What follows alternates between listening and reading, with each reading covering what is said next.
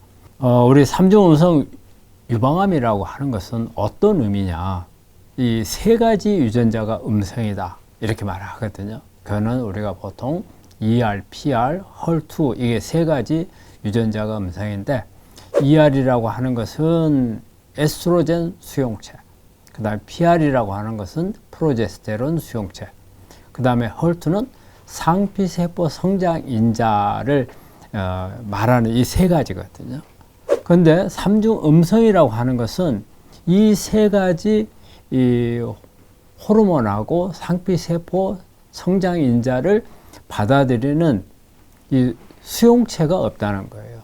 그러면 이 세 가지가 없다는 것을 그러면 도대체 어떤 의미가 있는가? 엄마 뱃속에서 정자하고 난자하고 수정이 돼서 배아 단계를 거치고 태아 단계를 거쳐서 지금 현재 내 나이가 왔는 동안에 이 수용체가 없는 단계가 있었어요. 그 단계가 언제냐면요, 배아 상태예요. 즉 이때는 어떤 이 세포가 기능을 하기 위한 게 아니고 개수만 늘리기 위해서 성장만을 하는 그런 상태거든요. 이때는 이런 수용체가 필요가 없었던 거예요. 이런 기능이 필요가 없었기 때문에. 그렇다면은 현재 내 나이에서 암이 발생하면서 이 암세포들이 바로 그때 배아 상태로 가버렸다는 뜻이에요. 그 상태의 세포가 활동을 해서 암이 만들어졌다는 거죠. 우리 몸 안에서는 이런 상태가 된 세포들을 제거를 해야 돼요. 그런데 제거하는 기능이 손상을 입었다.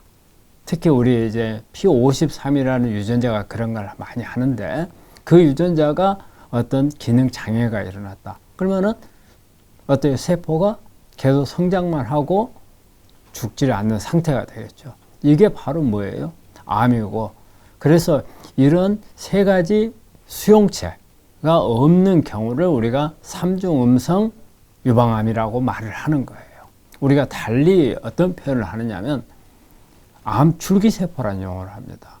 그래서 우리가 암 중에서도 가장 독하고 치료가 잘 안 되는 암이 줄기세포암이에요.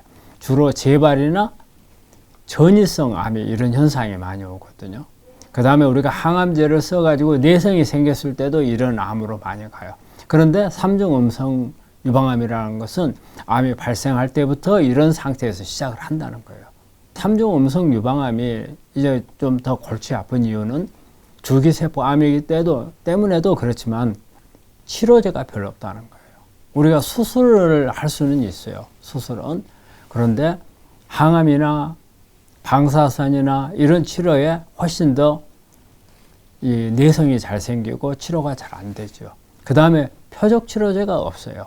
유전자를 끄는 것을 표적 치료제라 하거든요.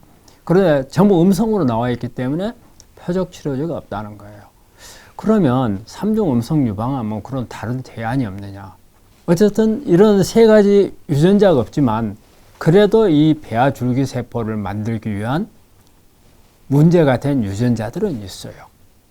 이 유전자들을 찾아서 이 유전자를 꺼주면은 치료할 수 있는 방법이 또 나옵니다.